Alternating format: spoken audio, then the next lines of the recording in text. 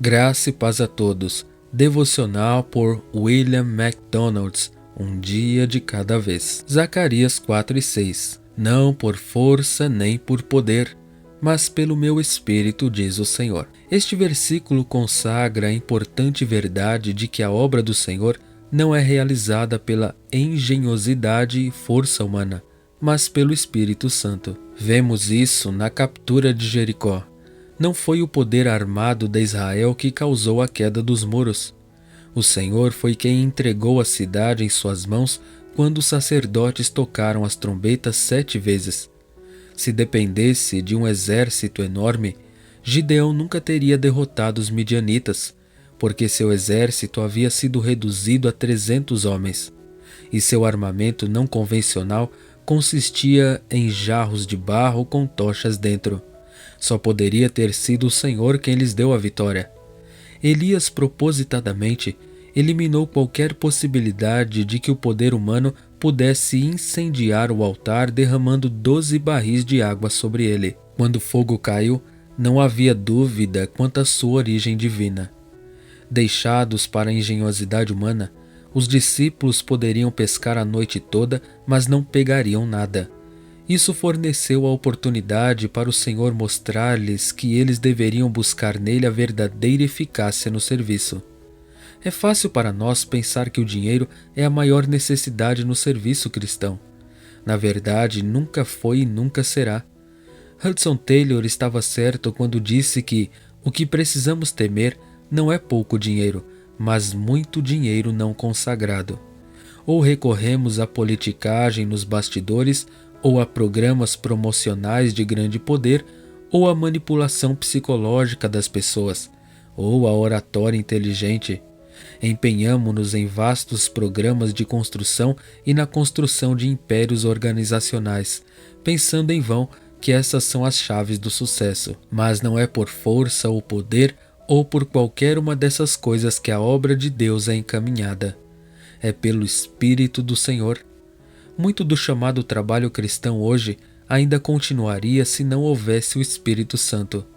Mas o trabalho cristão genuíno é o que o torna indispensável ao travar a guerra espiritual, não com armas carnais, mas com oração, fé e a palavra de Deus. Segundo, não nos vivificarás novamente para que o teu povo se regozije em ti?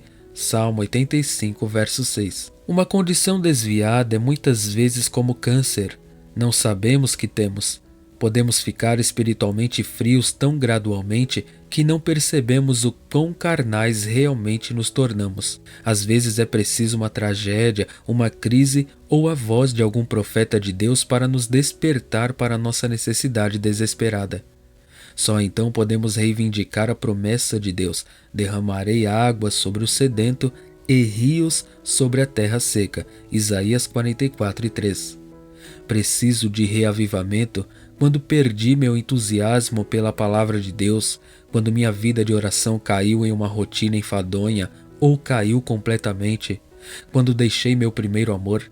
Preciso de um novo toque de Deus quando estou mais interessado em programas de TV do que nas reuniões da comunidade local, quando sou pontual para o trabalho, mas atrasado para as reuniões, quando sou regular em meu trabalho, mas espasmódico na assembleia. Preciso de reavivamento quando estou disposto a fazer por dinheiro o que não estou disposto a fazer pelo Salvador, quando gasto mais dinheiro em autoindulgência do que na obra do Senhor.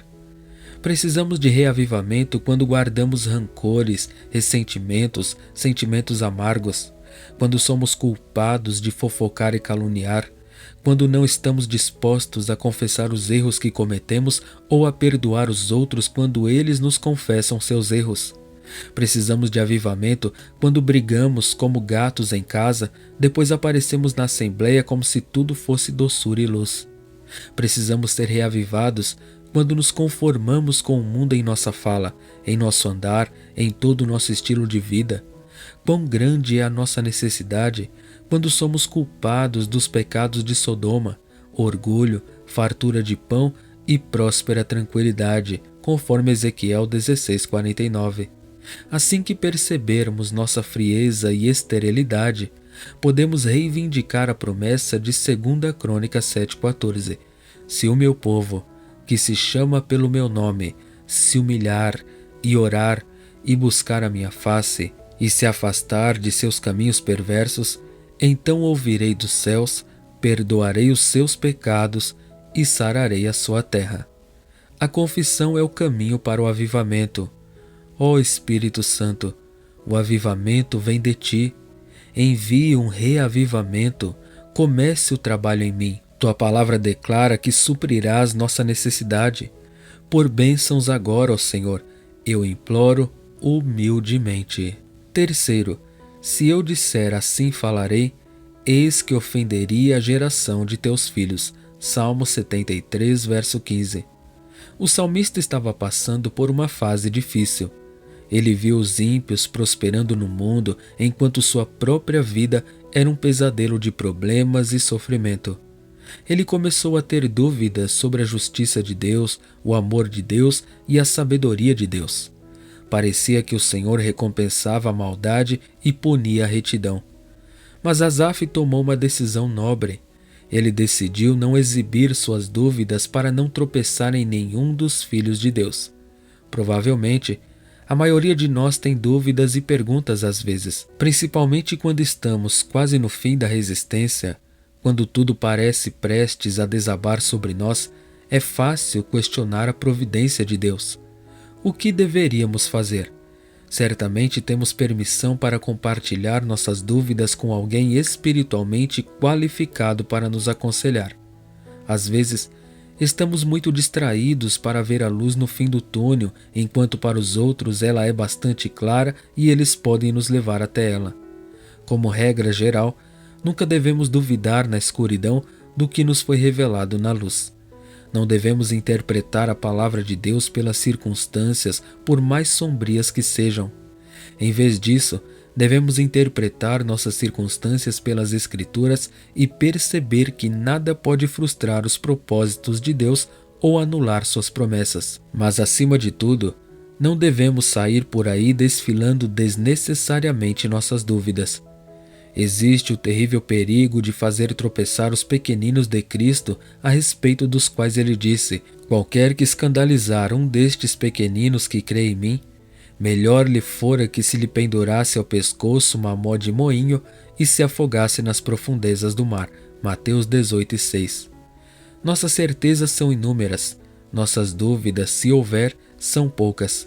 Compartilhemos nossas certezas. Como disse Goethe, dê-me o benefício de suas convicções se tiver alguma, mas guarde suas dúvidas para si mesmo, pois já tenho as minhas próprias o suficiente. Quarto, grande é o Senhor e muito digno de ser louvado, e sua grandeza é insondável. Salmo 145, verso 3. O pensamento de Deus é, sem dúvida, o maior pensamento que pode ocupar a mente humana. Grandes pensamentos de Deus enobrecem toda a vida. Pequenos pensamentos de Deus destroem aqueles que os mantêm. Deus é muito grande. Depois de uma descrição magnífica do poder e majestade de Deus, Jó disse: eis que estes são apenas os arredores de seus caminhos, e quão pequeno sussurro ouvimos dele. Mas o trovão de seu poder, quem pode entender? Jó 26:14. Vemos apenas as margens e ouvimos apenas um sussurro. O salmista nos lembra que o olhar de Deus produz um terremoto e seu toque precipita erupções vulcânicas. Salmo 104, verso 32. O Senhor que se curva para contemplar as coisas nos céus e na terra. Salmo 113, verso 6. Ele é tão grande que chama as estrelas pelo nome. Salmo 147, verso 4. Quando Isaías nos diz que o séquito da glória de Deus enche o templo, Isaías 6:1, ele nos deixa imaginar quão grande deve ser a exibição completa de sua glória. Mais tarde, ele retrata Deus medindo os oceanos na palma da mão e medindo os céus com a largura da mão aberta, Isaías 40, verso 12. Para ele as nações são uma gota num balde ou o pó na balança, Isaías 40, verso 15. Todas as florestas do Líbano e todos os seus animais não seriam suficientes para fazer um holocausto adequado a ele. Isaías 40, verso 16. O profeta Naum diz: o Senhor tem o seu caminho no redemoinho e na tempestade, e as nuvens são o pó de seus pés. Naum capítulo 1, versículo 3. Em meio a outra descrição de tirar o fôlego da glória de Deus, Abacuque diz: e ali estava o esconderijo do seu poder. Abacuque 13, 4. Tudo isso diz que a linguagem humana falha em qualquer tentativa de retratar a grandeza de Deus. Ao contemplarmos alguns dos atributos de Deus nos próximos dias, eles devem nos levar a admirar, porque Ele é maravilhoso, adorar, por causa de quem Ele é e tudo o que Ele fez por nós, confiar, porque Ele é digno de nossa total e indivisa confiança, servir, porque é um dos maiores privilégios da vida servir a tal mestre, imitar, porque sua vontade é que sejamos cada vez mais semelhantes a Ele. No entanto, existem alguns atributos de Deus, como sua ira, que não devemos imitar, e outros, como a sua infinidade, que não podemos imitar. Amém.